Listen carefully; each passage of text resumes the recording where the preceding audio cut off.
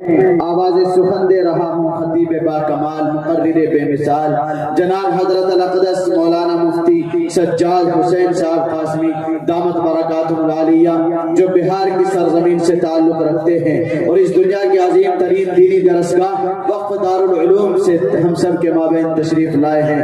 حضرت والا سے بلا کسی تمہید و تاخیر کے آواز دے رہا ہوں اور اس شعر کے ساتھ حضرت والا کا استقبال کر رہا ہوں کہ لے کے جامع خطابت کی سرمستیاں، لے کے جامع خطابت کی سرمستیاں، واعظ اہل سنت چلے آئیے۔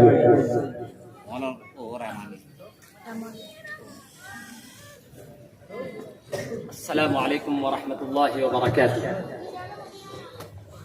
الحمد للہ الذی خلق الانسان وأعطاه دين الإسلام الذي يهديه في كل حين وآن، وعلى آله وصحبه محمد صلى الله عليه وسلم، فأعوذ بالله من الشيطان الرجيم، بسم الله الرحمن الرحيم، ظهر الفساد في البر والبحر بما كسبت أيدي الناس. عن أبي هريرة رضي الله تعالى عنه قال النبي صلى الله عليه وسلم من يأخذ عني هذه الكلمات فيعمل بهن أو يعلم من يعمل بهن، فقلت يا رسول الله، فقال اتق محارم الله تكن أعبد الناس، وارض بما قسم الله لك تكن أغنى الناس، وأحسن إلى جارك تكن مؤمنا، وأحب لأخيك ما تحب لنفسك تكن مسلما، ولا تكثر الضحك فإن الضحك يميت القلب، أو كما قال عليه الصلاة والسلام۔ عزیزان گرامی، شاہ نشین پہ تشریف فرما صدر محترم اور دیگر موقر مقتدر علماء گرامی قدر، سب سے پہلے میں محبت بھرا سلام پیش کرتا ہوں تمام سامعین کو کہ رات تاریکی کے زلفیں بکھیر رہی ہے، آپ صبح سے تھک کر اپنے کاموں کو اور اپنے مصروفیات کو انجام دینے کے بعد اپنی راحت، اپنے سکون اور اپنے اطمینان کو تج کر آپ نے اس پروگرام کو کامیاب اور اس پروگرام کو کامیابی سے ہمکنار کرنے کے لیے آپ نے اپنے آرام کو قربان کیا ہے۔ یہ در حقیقت آپ کے اخلاص کا بہت بڑا سرمایہ اور آپ کے اخلاص کی بہت بڑی دلیل ہے۔ میں نے ابھی آپ کے سامنے ایک آیت کریمہ پڑھی ہے اور اس کے بعد جناب نبی کریم صلی اللہ علیہ وسلم کی ایک حدیث پیش فرمائی ہے۔ انہی دونوں آیتوں اور حدیث نبوی کی روشنی میں اپنی بات صرف اور صرف 15 منٹ میں مکمل کروں گا۔ قرآن مقدس میں اللہ تبارک و تعالی فرماتا ہے ظہر الفساد فی البر والبحر بما کسبت ایدی الناس، کہ کائنات میں جہاں ستاروں سے حسن دیا گیا، کائنات کو درختوں سے سجایا گیا اور کائنات کو چشمے دیے گئے اور چوڑی چپڑی زمین دی گئی، اور پھر زمین کے شکم سے اللہ تبارک و تعالیٰ نے قسم قسم کے میوے نکالے اور طرح طرح کی سبزیاں اور ترکاریاں نکالی، اور آسمان سے بارش برسا کر اور طرح طرح کے دبستانوں اور باغیچوں اور گنچوں کو سجایا ہماری آنکھوں کی زینت کے لیے، ہمارے قلب کی تازگی کے لیے، ہماری نگاہوں کے سرور کے لیے۔ لیکن یہی یہ کائنات ہے جس کائنات میں آج ہم نظریں اٹھا کر دیکھتے ہیں تو ہر طرف افراتفری ہے، ہر طرف فساد ہے، ہر طرف ہنگامہ ہے، ہر طرف کہیں نہ کہیں آپ نظر اٹھا کر دیکھیں تو کہیں بھی قرار، کہیں بھی سکون، کہیں بھی امن دکھتا نہیں ہے۔ ہر طرف اضطراب ہے، ہر طرف بے چینی ہے، ہر طرف پریشانی ہے، ہر طرف کلفت ہے۔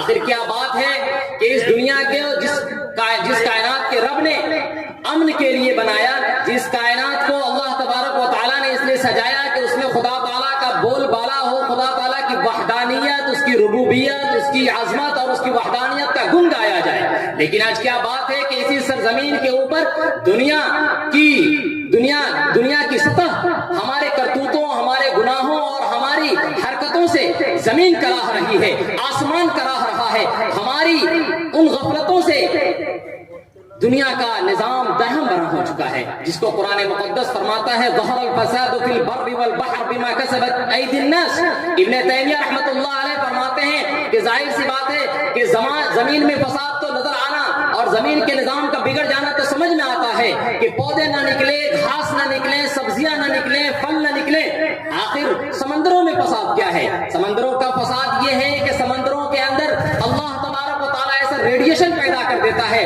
اور ایسا بھونچال اور ایسا ہنگامہ پیدا کر دیتا ہے کہ سمندروں کے اندر بھی استقرار نہیں رہتا، اور سمندر سے جو بھاپ بن کر اوپر اٹھتا ہے اور جو پانی آسمان کو پہنچنا چاہیے تھا وہ آسمان میں پانی نہیں پہنچ سکتا، یہاں تک کہ بارش کی کمی ہوتی ہے اور جس کمی کا اثر انسانوں کی زندگی پر ڈائریکٹ ہوتا ہے۔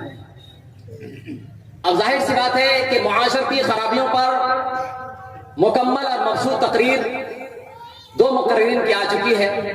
ظاہر سی بات ہے کہ ان پریشانیوں کا اور مصیبتوں کا حل کیا ہے؟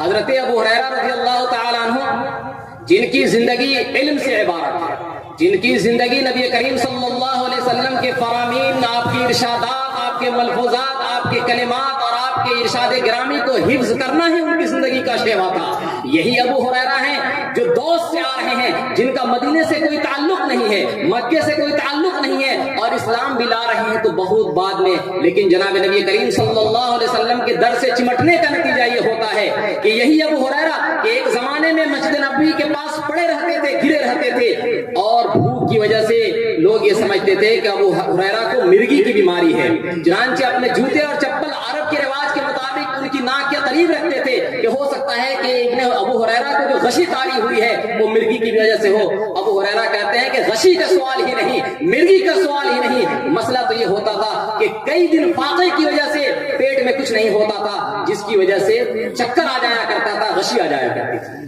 یہی ابو ہریرہ ہیں کہ صورتحال یہ ہے کہ مسجد نبوی کے اندر پڑے ہوئے ہیں اور شروع میں ان کا کوئی اکرام اور احترام نہیں ہے، سوائے اس کے کہ سرکار دو عالم صلی اللہ علیہ وسلم کے چہرے انور کو دیکھتے رہیں اور آپ کے جمال، آپ کے کمال، آپ کے فضل، آپ کی عطا اور آپ کی بخشش سے مستفید ہوتے رہیں۔ لیکن ایک دور آتا ہے جناب نبی کریم صلی اللہ علیہ وسلم کی وفات کے بعد کہ وفود در وفود پھر دنیا سے آ رہے ہیں سرکار دو عالم صلی اللہ علیہ وسلم کی احادیث کو حاصل کرنے کے لیے۔ ایک مرتبہ مسند درس پہ تشریف فرما ہے اور اسی دوران ایک آدمی آتا ہے اور آ کر دیکھتا ہے کہ ابو ہریرہ کتان کے کپڑے سے ناک صاف کر رہے ہیں۔ کہتے ہیں ابو ہریرہ ذرا تم اپنی پرانی زندگی کو یاد کرو جب تمہارے پاس کھانے کے لیے کچھ نہیں ہوتا تھا اور آج تو ریشمی کپڑے سے ناک صاف کر رہا ہے۔ یہ جو بینر پہ اعلان لگا ہوا ہے تعلیمی، اصلاحی، علمی اور دینی، ابو ہریرہ کی زندگی کو اگر مسلمان صحیح سے تھام لے تو اس میں علم کا شوق بھی پیدا ہوگا، علم کی طلب بھی پیدا ہوگی، علم کی جستجو بھی پیدا ہوگی اور علم اور اہل علم سے محبت کا سلیقہ بھی اس کو آئے گا۔ یہی سرکار دو عالم صلی اللہ علیہ وسلم ہے، بھوک کا عالم ہے، پریشانی کا عالم ہے، اور ابھی مدینے کے اندر اسلام کی جس طرح سے بہار آنی چاہیے تھی اور جو رونق دکھنی چاہیے تھی وہ چمک دمک اسلام کی نہیں دکھ رہی ہے۔ لیکن اس وقت حضرت ابو ہریرہ کو ذات رسول صلی اللہ علیہ وسلم کی احادیث کے حفظ پر اتنا یقین، اتنا اعتماد، اتنا وثوق سے عزت اسی علم سے ملنے والی ہے، عظمت اسی علم سے ملنے والی ہے، ترقی اسی علم سے ملنے والی ہے، میرے نام کی پائندگی اور میرے نام کو درخشندگی اسی علم سے حاصل ہونے والی ہے۔ اسی لیے در دولت کو حضرت ابو ہریرہ نے کسی لمحے کے نہیں چھوڑا۔ بعد میں صحابہ کرام کہتے تھے کہ ابو ہریرہ تمہارے پاس اتنی روایتیں کیوں آتی ہیں، اتنی ساری روایتوں کہ تم حافظ کیسے ہو گئے؟ تو ابو ہریرہ ان سے کہتے تھے کہ میں تمہاری طرح اپنے باغات کا رخ نہیں کیا کرتا تھا، میں اپنی دکانوں کو نہیں سجاتا تھا، میں منڈیوں کا رخ نہیں کرتا تھا، میں تجارتی امور میں دلچسپی نہیں رکھتا تھا، میرا تو مشغلہ ہی یہی تھا، میری مصروفیت ہی یہی تھی کہ سرکار دو عالم صلی اللہ علیہ وسلم کی زبان مبارک سے جو بھی مبارک کلمہ نکل جائے میں اس کو اپنے سینے سے لگاؤں، اس لیے میری حدیثیں تم سے زیادہ ہیں۔ یہ ابو ہریرہ ہیں، ظاہر سے بات ہے علم کا شوق ہے۔ جب آپ صلی اللہ علیہ وسلم نے صدا لگائی من یأخذ عنی هذه الکلمات، مجھ سے یہ کلمات کون لے گا؟ ابو ہریرہ نے فوراً علم کی طلب اور علم کا جوش اور جذبہ ان کے دل کے اندر ایسا موجزن تھا کہ فوراً زبان سے یہ بات نکل آئی، فقلت یا رسول اللہ، میں نے کہا اللہ کے رسول میں وہ باتیں حاصل کروں گا جو آپ مجھے بتانے والے ہیں۔ فأخذ بیدی، آپ علیہ الصلوۃ والسلام نے اپنا ریشم نما ہاتھ، ریشم سے زیادہ نرم، مشک سے زیادہ خوشبودار ہاتھ اور اپنا دست مبارک میرے ہاتھ میں رکھا اور کہا فعدہن خمسا، وہ 5 باتیں شمار کریں. اور یہ 5 باتیں اس دور میں جہاں انسان دماغی دیوالیے کا شکار ہے، ہمیشہ الجھنوں کا شکار ہے، مادیت کی ریل پیل کے باوجود، شاہی محلوں کے باوجود، حویلیوں کے باوجود، چمچماتی کاروں کے باوجود اور بینک بیلنس میں امڑتے پیسوں کے باوجود بھی انسان کو قلب کا اطمینان حاصل نہیں ہے، انسان کو ذہنی سکون حاصل نہیں ہے، انسان کو اپنے خاندان اور خاندان میں رہنے والے افراد کی فکر نہیں ہے. صبح سے شام تک مال کمانے کی ہوس اور حرص، اور رات میں آ کر کے پھر پڑھنا، اور پھر صبح اپنے ننھے منھے بچوں کے مسکراتے چہرے کو دیکھے بغیر پھر اپنے کاروبار پہ روانہ ہو جانا ہماری زندگی کا یہ شیوا بنا. تلاوتوں سے محروم، ذکر سے محروم، عبادت کی حلاوت سے محروم، بچوں کے پیار سے محروم، رشتہ داروں کی ملاقات سے محروم، صرف پیسہ، صرف مادیت، صرف روپیہ، صرف ڈالر اور صرف پراپرٹی اور جائیداد. یہ ابو ہریرہ کہتے ہیں کہ سرکار دو عالم صلی اللہ علیہ وسلم نے فرمایا، ابو ہریرہ کیا تمہارے دل کے اندر متقی بننے کی طلب ہے؟ کیا تمہارے دل میں اللہ تعالیٰ سے قرب اور اللہ تعالیٰ سے تعلق قائم کرنے کی طلب ہے؟ اگر ہے تو یہ بات سنو، اتقی محارم اللہ تکن اعبد الناس. اگر تم چاہتے ہو کہ سب سے بڑا متقی، سب سے بڑا پرہیزگار بن جاؤ تو تمہارے لیے ضروری یہ ہے کہ اللہ کی حرام کردہ چیزوں سے تم اعتراض کرو. اور یہ محارم اللہ، گویا کہ آپ نے اس حدیث کے اندر ایک سمندر ہو محارم کا، گناہوں کا ایک سمندر ہو، اس سمندر کو ایک کوزے کے اندر، ایک چھوٹے پیالے کے اندر آپ نے بند کر دیا. چاہے وہ محارم عقائد کے تعلق سے ہو، چاہے عبادات کے تعلق سے ہو، چاہے معاشرت کے تعلق سے ہو، چاہے وہ تہذیبی ہو یا معاشرتی ہو یا سماجی ہو، جس لیول کی، جس سطح کی حرام کردہ چیزیں اللہ تعالیٰ کی ہیں، ان تمام سے رکو گے تکن اعبد الناس، تم اللہ کے سب سے بڑے متقی اور سب سے بڑے پرہیزگار بن جاؤ گے. اتقی محارم اللہ تکن اعبد الناس. عابد بننے کے لیے، زاہد اور متقی بننے کے لیے بڑی ریاضتیں کرنی پڑتی ہیں، بڑی محنتیں کرنی پڑتی ہیں، خانقاہوں کا چکر کاٹنا پڑتا ہے، بزرگوں کے پاس رہ کر کے اپنے نفس کی اصلاح کرنی پڑتی ہے. لیکن سرکار دو عالم صلی اللہ علیہ وسلم اس کو ایک جملے کے اندر سمیٹ رہے ہیں، اتقی محارم اللہ تکن اعبد الناس. پھر کہا کہ ابو ہریرہ تم چاہتے ہو کہ مال و دولت کے باوجود تمہارا سکون اور اطمینان نہ چھنے، تم چاہتے ہو کہ تم کو تمہارا قلب، تمہارا دل، تمہارا دماغ، تمہاری روح، تمہاری جان، تمہارا جسم صحیح سالم رہے، تو ایک اچھا اصول بتائیں. آج بڑے بڑے پنڈتوں کے پاس، بڑے بڑے گرو دھرم کے پاس اور بڑے بڑے نیشنل لیڈر کے پاس لوگ اس لیے جاتے ہیں، میں بہت پریشان ہوں، نفسیاتی دباؤ کا شکار ہوں اور میرا ذہن کام نہیں کر رہا ہے، مادیت کی ریل پیل ہے، لیکن میرا قلب اور میرا جگر مطمئن نہیں ہے. اطمینان کی ایک عجیب و غریب دوا جناب نبی کریم صلی اللہ علیہ وسلم نے تجویز فرمائی. وَرْضَ بِمَا قَسَمَ اللَّهُ لَكَ تَكُنْ أَغْنَى النَّاسِ.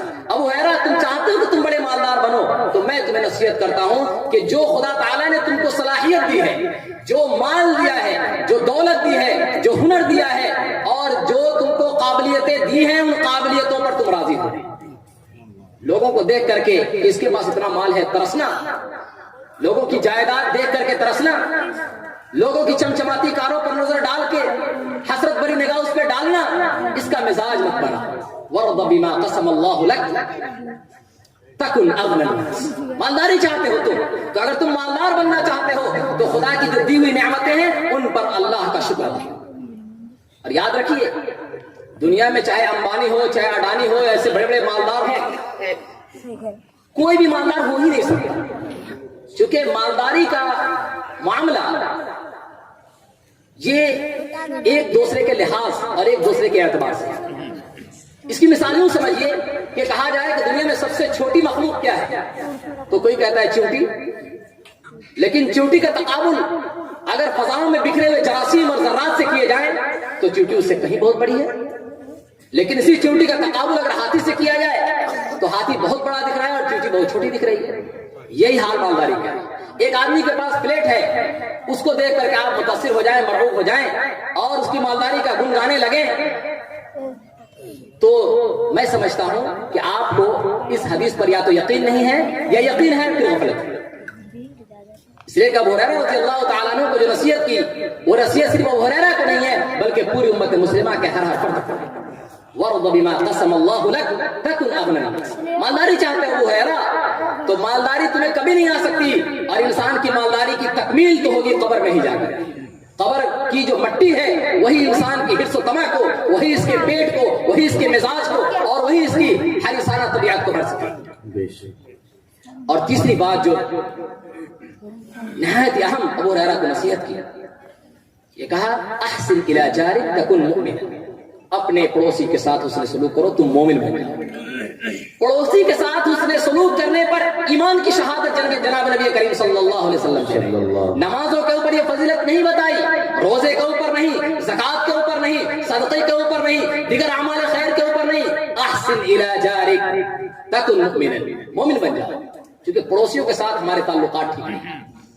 اپنے بیٹے کو ہم نے مازا، ٹافی اور ڈیری ملک دیگر چیزیں دیتے ہیں، اور یہ کہتے ہیں کہ پڑوسی کے گھر کھا کر کے اور اس کا ڈبہ وہاں چھوڑ کر چلے جاتے ہیں. پڑوسی کا بچہ نکلتا ہے، ترستی ہوئی جگہ ڈالتا ہے، اور اگر کم عمر ہوتا ہے تو اسی خالی ڈبے کو اٹھا کر کے چوستا ہے، اور حسرت بھری نگاہ سے دیکھتے ہی رہ جاتا ہے کہ ایک آدمی کھا رہا ہے میں ایسے دیکھ. یہ جو آپ دل شکنی کر رہے ہیں، اور جو اس کے دل کے اندر کھانے کی اشتہا ہے اس کو آپ بھڑکا رہے ہیں، اور پھر اس کی آرزو کی تکمیل بھی نہیں کر رہے ہیں، تو در حقیقت آپ اس کے ضمیر کو مجروح کر رہے ہیں. اور چوتھی چیز جناب نبی کریم صلی اللہ علیہ وسلم نے بڑی تاکید کے ساتھ نصیحت کرتے ہوئے کہا احب لاخیک ما تحب لنفسک تکن مسلما. اگر تم پکا اور کامل مومن بننا چاہتے ہو تو جو اپنے لیے پسند کرو وہی اپنے بھائی کے لیے پسند کرو. یہی تو اختلاف ہے، یہی تو اختلاف کی بنیاد ہے.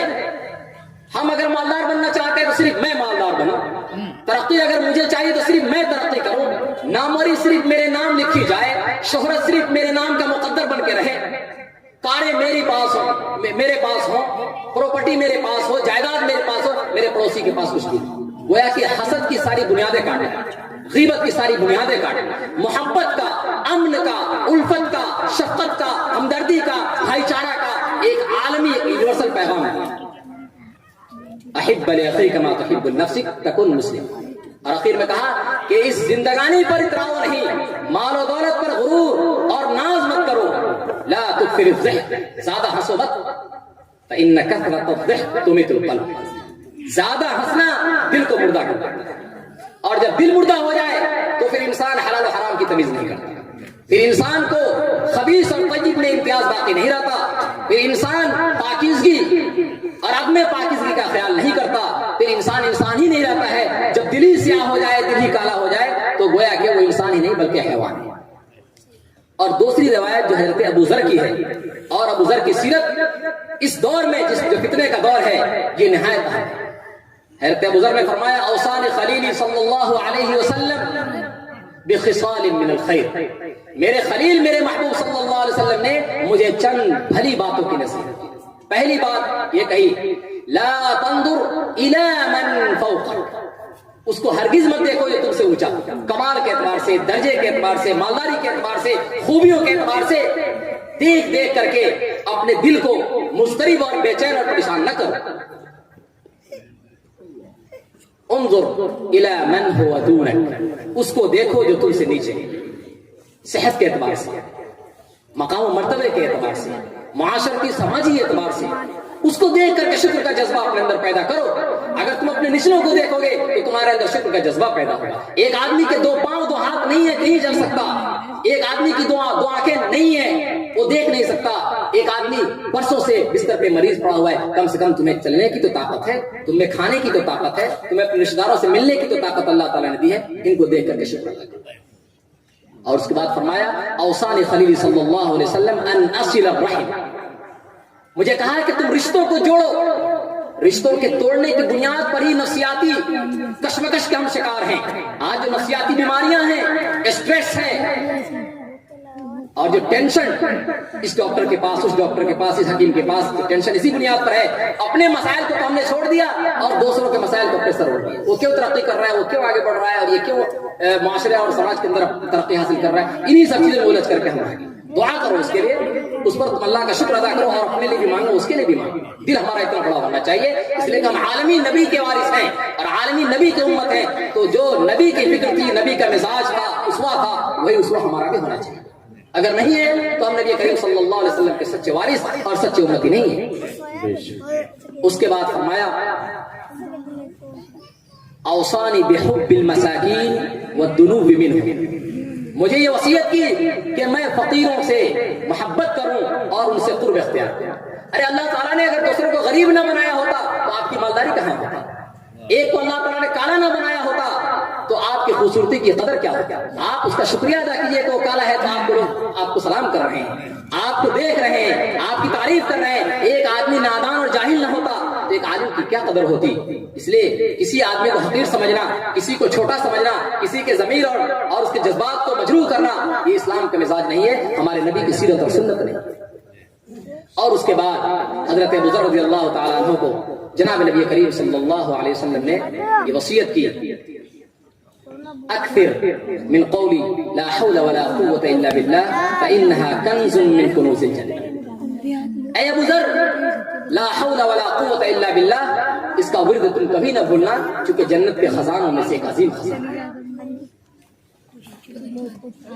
ان تمام باتوں کا خلاصہ یہ ہوا کہ جو سماجی برائیاں ہیں، سماجی اضطراب، بے چینی، پریشانی ہے، ان کے حل کے لیے ابو ہریرہ رضی اللہ تعالیٰ عنہ سے منقول حدیث کو اپنی نظروں کے سامنے رکھیں، محرمات، حرام کردہ چیزوں سے ہم بچیں، اور اللہ تعالیٰ کی دی ہوئی نعمت اور اللہ کے طے کردہ تقدیر پر ہم راضی ہوں، اور اپنے بھائیوں کے لیے ہم وہی پسند کریں جو اپنے لیے پسند کرتے ہیں. پڑوسیوں کے ساتھ حسن سلوک ہو، اور دنیاوی رنگینیوں سے اور دنیاوی چمک دمک سے ہم اپنے مقصد، اپنے ہدف یعنی آخرت سے بالکل غفلت نہ برتیں. اور حضرت ابو ذر کی جو نصیحت ہے وہ نصیحت بھی ہمارے نظروں کے سامنے رہے، تو انشاءاللہ یہ دنیا کی زندگی بھی سورے گی اور آخرت میں بھی انشاءاللہ ہم اعلیٰ مقام حاصل کریں گے. وآخر دعوانا ان الحمدللہ رب العالمین. آنکھوں میں بس کے دل میں سما کر چلے گئے، آنکھوں میں بس کے دل میں سما کر چلے گئے، خوابیدہ زندگی تھی جگا کر چلے گئے. یہ تھے جناب مولانا و مفتی سجاد صاحب قاسمی دامت برکاتہم العالیہ. اب حضرات